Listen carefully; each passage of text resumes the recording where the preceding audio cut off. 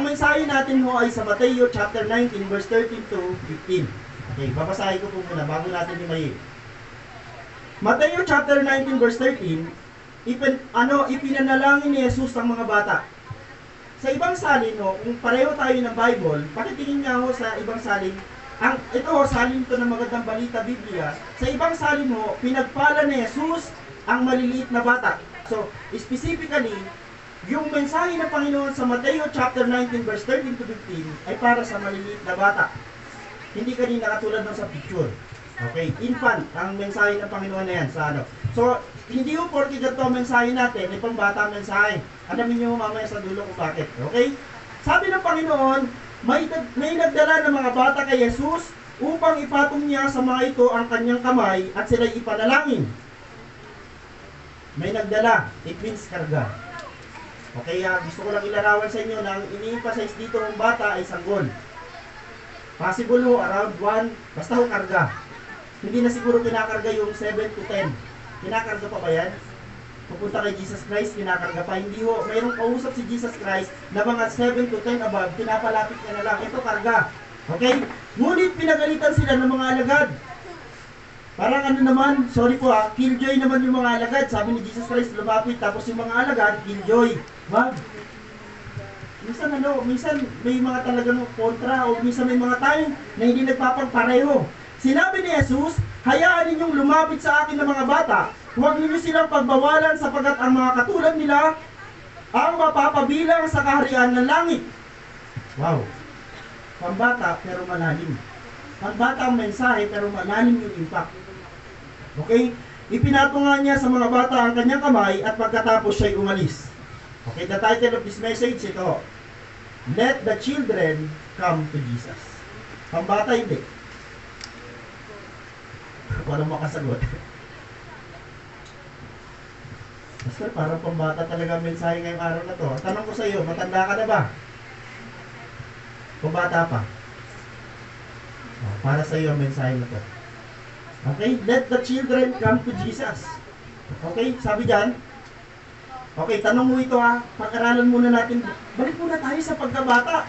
Tanungin muna natin ang ating mga sarili. Baka may namimiss ka sa pagiging bata. At ang unang tanong, ano ang naaalala mo nung bata ka pa? May naaalala po ba kayo nung bata pa kayo? Ay, ang iba wala na. Diba? Sabi ko na, dapat tinatanong ko to, ang dami ko naalala. Sabi ko na, ang dami ko naalala nung bata pa ako. Ang dami ko naalala. Kasi ho, i-remind sa atin ng Panginoon, ano ba ho ang kalalagayan mo nung bata ka ba? Pangalawang tanong, ano ang mga katangian ng bata ka pa, na hanggang ngayon taglay mo pa? Meron pa kaya? Meron pa? Ang mga nanay ang pwede magsabi niya sa mga anak. Kasi ang mga anak ngayon, puro na lang cellphone. Sorry. Kasi iba na ngayon. Inaalala niyo pa ba mga bata, yung inyong mga dalagat binata sa oras na to, inaalala niyo pa ba nung bata pa kayo? O parang ang lagi na nung nagsasabi sa iyo ang magulang mo, alam mo nung bata ka pa? Parang wala na ngayon yung katangian na yun, parang wala na. So ngayon, ano ang mga katangian na bata ka pa na hanggang ngayon taglay mo pa? Bunutin muna natin eh. Sobra, alam niyo sa totoo lang, kung kailan tayo nag-mature, kung kailan tayo naging mga magugulang, sorry sa word, magulang, bumigat yung pasanin natin na dapat hindi mo pinapasal. Ano sabi ni Jesus Christ? Lumapit kayo sa akin, kayong lahat na napapagal at nabibigatan sa inyong pasanin at kayo'y pagpapahingayin ko. Amen o? Minsan yung bigat, tayo na lang ang nagdadala kasi nakalimutan natin may ama tayo. Mabalik tayo sa ganung kalalagayan. Ano ang mga katangian ng bata na gusto mo uling magkaroon ka? Kasi baka ito yung wala na. Ito ho, mensahe ng Panginoon, may lilinawin tayo ngayong araw na to. Sana ho tumagos, sana tumimo ito, at sana ho makabalik tayo sa aura na gusto ng Diyos makita sa atin. Alam niyo bang message ko ni Lord? Okay. Sabi dito ho, ang definition ng isang bata o children are needy and dependent, and they know almost nothing about life. Ang mga bata ho, yung sanggol at tinutukoy dito ay mga marami ang pangangailangan. Pero ho, hindi yan sila independent. Ang mga sanggol, dependent yan sila sa magulang. Ano ibig sabihin ng dependent sa magulang? Umaasa sila sa kanilang magulang. Okay? At ang sabi dito ho, wala silang alam sa buhay, kaya wala pa, inosente sila. Minsan, ang naging problema natin nung nag-mature tayo, nung nalaman natin ng maliliit na bagay, pinalalaki natin, na sobrahan naman. Sino dito may sakit sa pagka-overthink? Sino dito may sakit na ganun? Maliit lang yung problema, biglang pinalaki. Maliit lang ang nakita sa social media, pinalaki. Alam niyo bang masamang sakit yan? Yung nag-overthink ka, nakamamatay ang pag-overthink. Tama? Ito ang mensahe ng Panginoon. Sa 1 John chapter 5 verse 19, ito ha, ipapaalala ko lang sa inyo ang tawag sa atin ng Diyos. Ang sabi ni John, we know that we are children of God. Kapatid, anak ka ng Diyos. Pakisabi sa katabi mo, anak ka ng Diyos. Alam mo bang hindi magaan yan? Pag sinabing anak ka ng Diyos, mabigat na claim yan. Mabigat na declaration yan na anak ka ng Diyos. Ang problema sa ating mga anak ng Diyos ngayon, kakaiba. Anak tayo ng Diyos, pero grabe tayo mga problema na para bang hindi ka anak ng Diyos. Anak ka ng Diyos. Amen po ba? Na para bang ang problema, wala nang kalutasan kasi nakalimutan mong anak ka ng Diyos. May imposible ba sa Diyos? Walang imposible sa Diyos. Pare-pareho tayo nakakalimot. Sabi ko nga sa inyo, napakapalad ng isang tao, alam niya kung sino tatay niya. Ang tatay natin ho nasa langit. Ang tawag sa atin ng Diyos, anak. Kaya nga tinatawag natin siyang ama. We know that we are the children of God. Ang kadugtong mo na verse na yan, at ang sanlibutan ito, ay pinamumunuan ng Diablo. Yun ang kadugtong na verse na yan. Ngayon, pipili ka ngayon. Gusto mo maging makamundo? Kapatid, sa mundo, Diablo ho ang namumuno, hindi Diyos. Kaya nga ho, iniaamon tayo ng salita ng Diyos, binabalik tayo sa Diyos, although mahirap, pero kailangan natin manindigan makabalik sa Diyos. Ano ba ugali ng bata? Ito mensahe na ito, ipapaalala sa atin na mayroong isang ugali ang isang bata na tinalulugdan ng Diyos. Okay, tuloy natin. So, ang message natin no, let the children come to Jesus. Okay. Sabi dito, why? Dalawang sagot ang ating ilalapat dito. Yun lang mo ang points natin sa araw na to. Okay? Bakit kailangan natin ibalik o kailangan makabalik ng mga bata kay Jesus? Unang sagot, so that the Lord may bless them.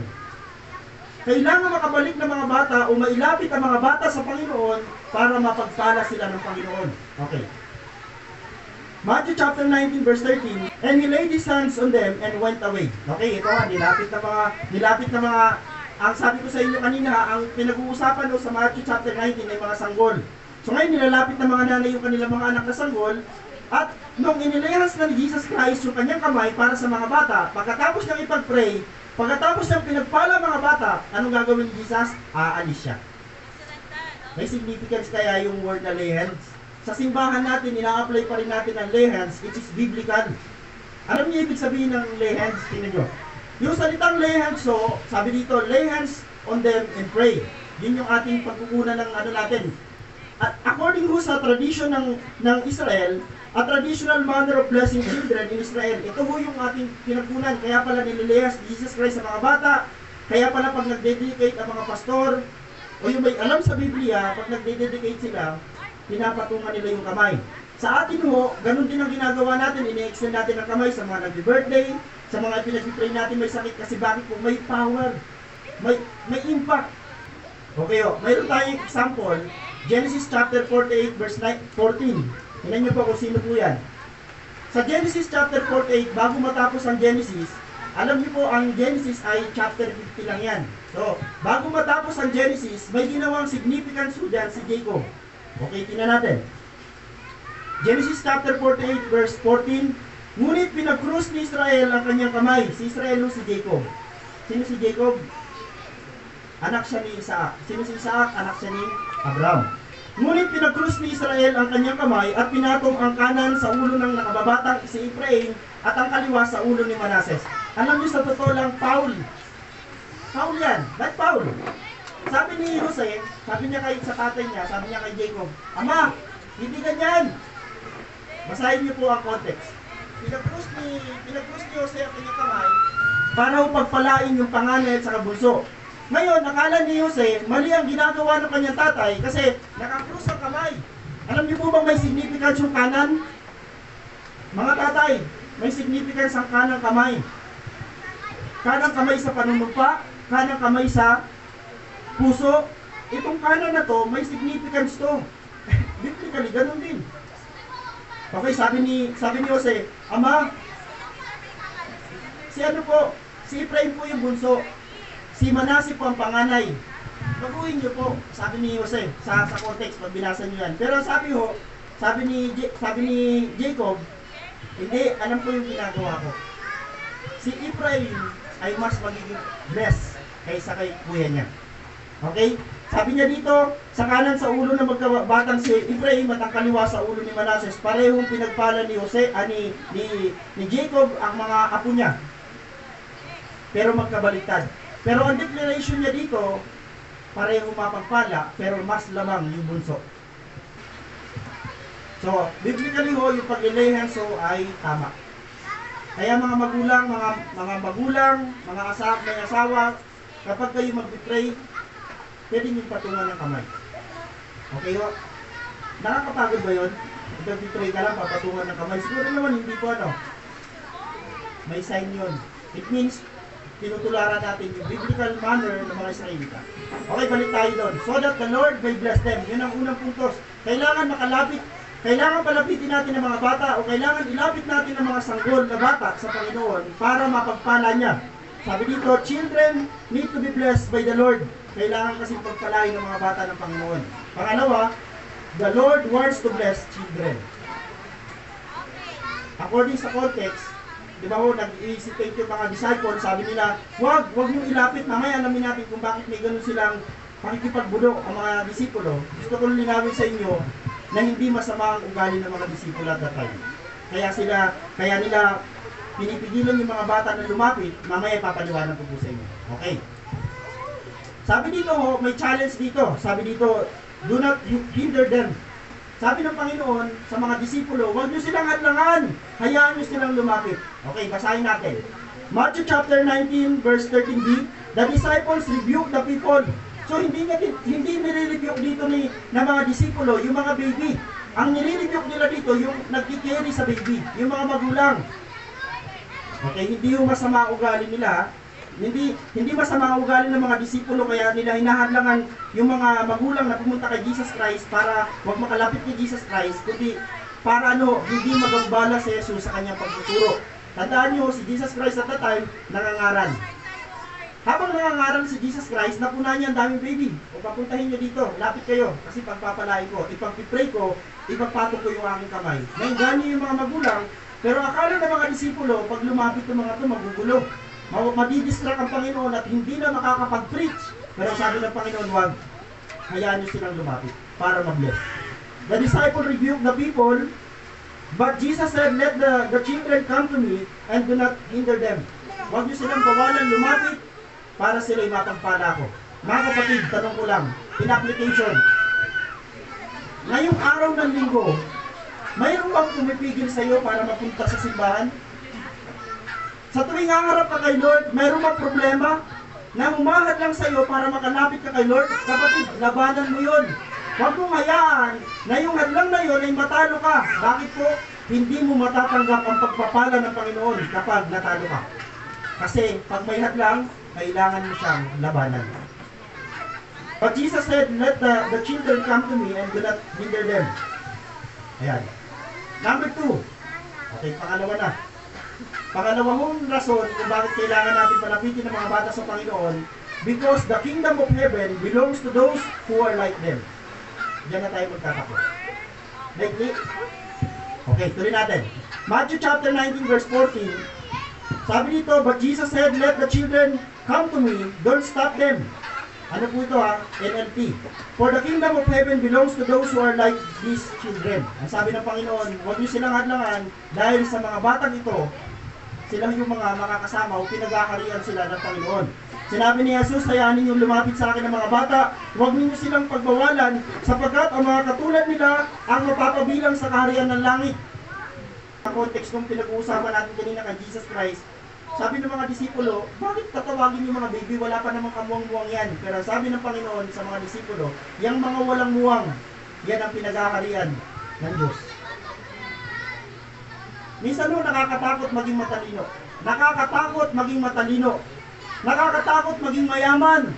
Nakakatakot maging mataas. Kasi bakit po? Dahil sa ganyang posisyon, marami yumabang. At to the point, hindi na sila napaghaharian ng Diyos. Kasi bakit po? Sila na yung hari ng kanilang buhay. Pero yung mga inosente, nung binanggit nila sa isang konteksto ng Biblia, binanggit nandiyan si Jesus, yung mga nauna mga bata. Mga batang may sapat na gulang para tumakbo, para umarap kay Jesus Christ, kinakalong niya yung mga bata, at yun mamaya ang ating mga basa. Okay, tutuloy ko na para matapos na tayo. Nang mga sandaling yun, okay, sa Mateo chapter 18, ibang klaseng bata na to, hindi na to sanggol. Nang mga sandaling yun, lumapit kay Jesus ang mga alagad at nagtanong, sino po ang pinakadakila sa kaharian ng langit? Lagi mo nagtatalo ang mga disipulo kung sino mo ang pinakamataas sa langit. Siyempre, hindi nila papakialaman yung pwesto ni Jesus Christ. Sabi ng mga disipulo, Panginoon, alam namin ikaw ang pinakahari. Hari ka ng mga hari, Panginoon ka ng mga Panginoon. Pero ang tanong ng mga disipulo, Panginoon, sino po yung susunod sa iyo? At sinabi, tandaan ninyo, kapag hindi kayo nagbago at naging katulad ng mga bata, hindi kayo makakapasok sa kaharian ng langit. Eto na. Yung message kanina, parang pambata lang talaga. Then, ito sa chapter 18, para lang ito sa atin lahat. Sabi dito, kung hindi tayo magbabago at maging katulad ng mga bata, hindi kayo makakapasok sa kaharian ng langit. Ang kausap ni Jesus Christ at that time, crowd. Mga disipulo, mga magulang ng mga bata, wala na ho itong pilit para na po sa lahat. Mga kapatid, tayo pala ho ang pinakausap ng Diyos sa oras na ito na lumapit sa Kanya katulad ng isang bata. Amen po ba? Baka nakalimutan mo lang kung paano lumapit ang isang bata sa tatay. Okay? Ang sino bang nagpapakababa na gaya ng batang ito ay siyang pinakadakila sa kaharian ng langit. Napahiya lahat ng mga disipulo dahil ang sabi ng Panginoon, wala sa inyo. Dahil puro kayo mayayabang. Wala sa inyo dahil nag-uunahan kayo sa pwesto, wala sa inyo. Nasaan Panginoon ang kaharian ng pinakadakila sa kaharian ng langit? Tinuro ng Panginoon ng bata, eto, nandito. Nandito sa bata ang paghahari o ang kaharian ng langit kasi itong batang ito wala itong muwang. Okay? Ito ay siyang pinakadakila sa kaharian ng langit. Ang sino mang tumatanggap sa isang batang katulad nito, alang-alang sa akin, ako ang kanyang tinatanggap. Ang sinasabi ng mga batang katulad nito, hindi ho yan yung bata na nandun sa harapan niya. Yung mga batang ito na sinasabi dyan, yung mga disipulo niya, na someday mangangaral, at kung sino daw ang tatanggap sa mga disipulo niya, siya ang tinanggap. Alam niyo ba, pag may isang bahay na tumanggap sa Bible study, ang tinanggap niya si Jesus. Kaya lang sa panahon natin ngayon, bihira na mga bahay na nagpapa-Bible study. Bakit po? Ang sabi nila, wala namang nangyayari. Balikan ko lang ang tanong. Pag kay Jesus ka ba talaga, wala ba talaga nangyayari? O meron? Parang paina ng paina. Kasi o iba ang na-expect natin. May nagtanong sa akin, Pastor, tinutugon ba talaga tayo ng Panginoon? Kasi bakit? Sabi ko, bakit? May prayer kasi ako kay Lord eh. Ano prayer mo? Sinabi niya yung prayer niya. O sabi ko, ano sa tugon ni Lord? Wala eh. Tinugon ka na ni Lord. Sabi niya, wala Pastor. Yan yung tugon ni Lord. Wala. Ano ba ang gusto niyo tugon? At tugon ng Diyos tatlo. Wala. Meron. Antay. Ano tugon sa'yo ng Panginoon? Nung nag-pray ka, parang wala naman tugon. Yan yung tugon. Nagets po ba? Iba kasi ang ugali natin mga tao. Pagharap tayo kay Lord, Lord, bigyan mo ako na to. Ang gusto mo pala mangyari, sumunod ang Panginoon sa iyo. Kaya pala ang prayer mo, pag nag-pray ka, ang gusto mong tugon sa prayer mo ng Panginoon ay yung gusto mo, hindi yung gusto niya. Take note, sabi ng prayer, your will be done. Naalala niyo po ba? Panginoon, ito yung gusto kong mangyari sa buhay ko. Pero your will be done. Linaw na usapan niyo ng Panginoon yung kalooban niya maganap maliban kung ganito ka mag-pray. Panginoon, ito po talaga ang gusto ko. Ito talaga.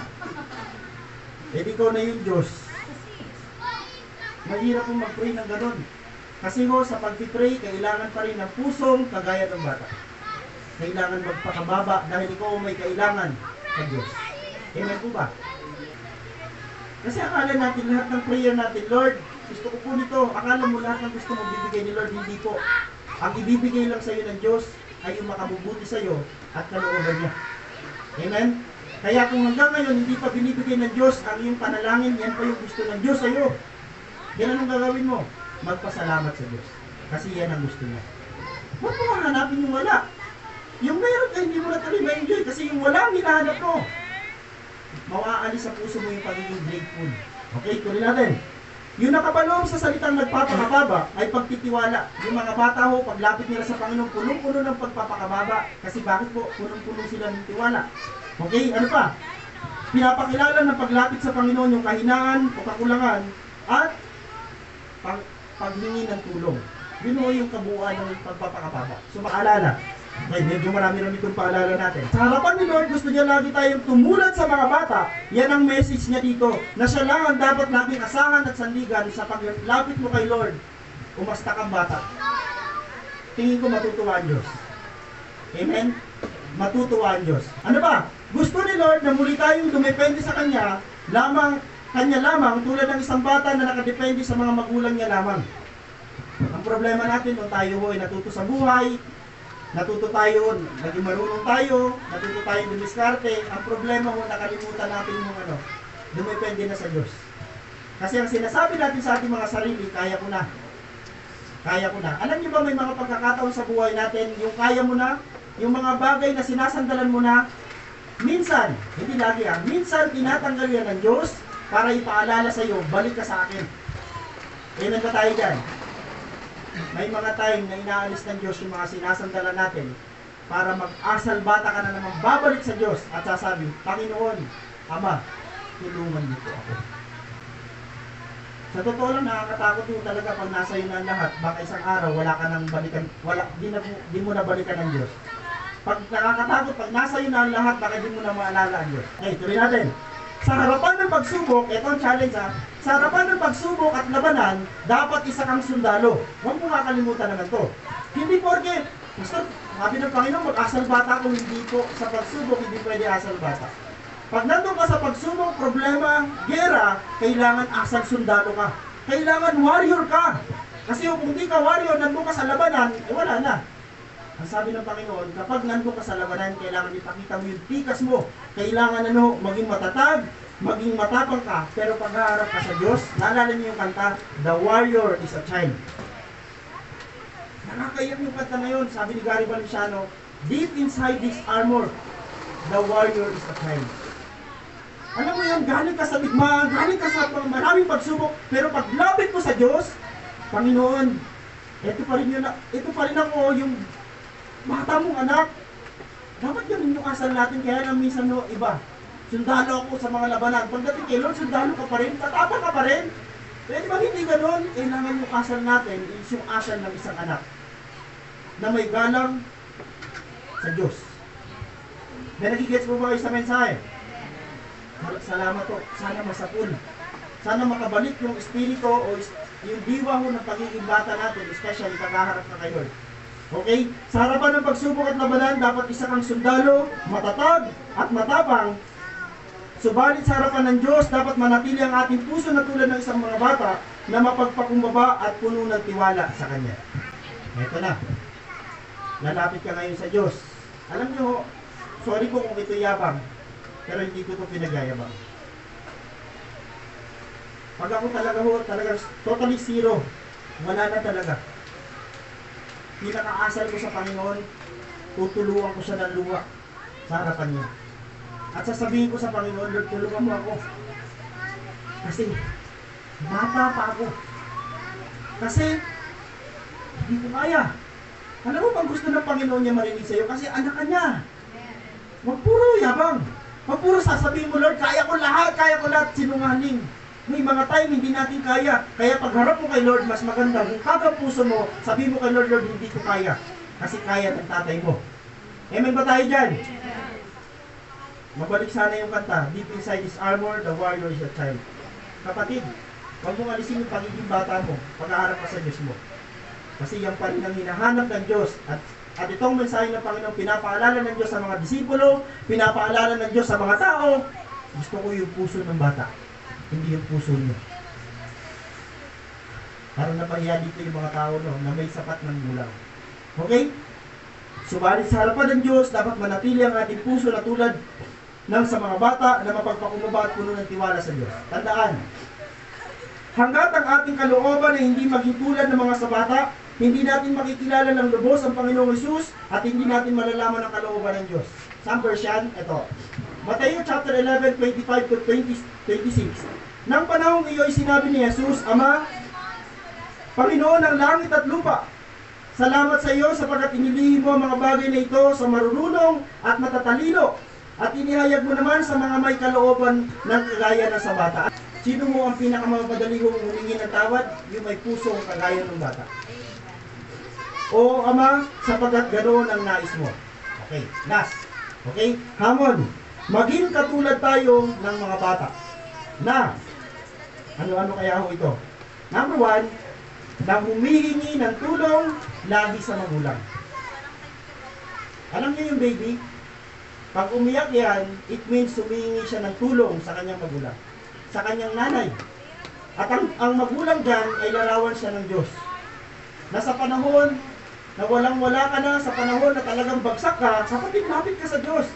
At katulad ng isang magulang, paglapit mo sa Kanya, kailan mo pinaindihan ng magulang, na matinong magulang, hindi mo matinulang magulang ang Diyos. Siya ho'y napakabuting magulang. Yung mabuting ang magulang ho, hindi pahihindihan ng anak na lumalapit sa Kanya. Ito ho, Diyos. Hindi ka pahihindihan ng Diyos pag lumapit ka sa Kanya. Amen po ba? Na humihingi ng tulong lagi sa magulang. Pangalawa, maging katulad tayo ng mga bata na lubos na umaasa sa kanyang magulang. Nakakita ka na ba ng isang batang inihahagis ng magulang? Inihahagis ng tatay, inihahagis ng anak? Wala kang makitang problema, wala kang makitang takot sa anak kasi alam niya yung nanay niya, yung tatay niya, hindi siya pababayaan bumagsak. Kapatid, yung ating Diyos, alam niya yung gagawin niya sa iyo at sa atin. Pakiusap, huwag na huwag kayong mawawalan ng tiwala sa Diyos. Mawalan na kayo ng tiwala sa tao. Huwag lang sa Diyos. Dahil pag nawalan kayo ng tiwala sa Diyos, hindi na kayo makakapagpatuloy ng pagsisimba. Hindi na kayo makakapagpatuloy sa gawain. Pero sa Diyos, kailangan doon tayo magtuloy-tuloy. Lubos na umasa sa kanyang magulang, nagpapakababa lagi ang puso sa harapan ng Diyos. Then last, dito tayo magtatapos. Puno ang puso ng pagpapasalamat. Okay, kanina nabanggit ni Timayla yung verse na to. Ito ang last conclusion natin. 1 Thessalonica chapter 5 verse 18. At magpasalamat kayo sa Diyos sa lahat ng pagkakataon sapagkat ito ang kalooban ng Diyos para sa inyong pakikipag-isa kay Kristo Jesus. Yan ho ang pinaka-conclusion natin. Alam niyo, lagi dapat tayong mapagpasalamat sa Diyos. Dahil ang sabi ng sa lahat ng pagkakataon, huwag kang magpasalamat sa Diyos pag bless lang ang buhay. Magpasalamat ka rin sa Diyos kahit masama nangyayari sa iyo. Kahit may problema. Kasi hindi plano ng Diyos na ibagsak ka. Hindi plano ng Diyos na sirain ang buhay mo, kundi plano ng Diyos na patibayin ka, patatagin ka, at ayusin ang buhay mo. Hindi ho maganda na lagi lang tayo ang binibigyan. Mas mainam at mas pinagpala ang tao siya naman na nagbibigay. Amen o, bago tayo magtapos, balikan ko lang yung Thessalonica at magpasalamat kayo sa Diyos. Sa lahat ng pagkakataon, babalikan ko lang kung ano ang kalalagayan mo ngayon. May masama ngayong kalalagayan ka, pahiya mo ang kaaway. Ipahiya mo ang demonyo, ipahiya mo ang diablo na sa kabila ng pagsubok, problema na meron ka, ang bukang bibig mo lamang, salamat sa Diyos. Ewan ko lang kung tumagal ang kaaway.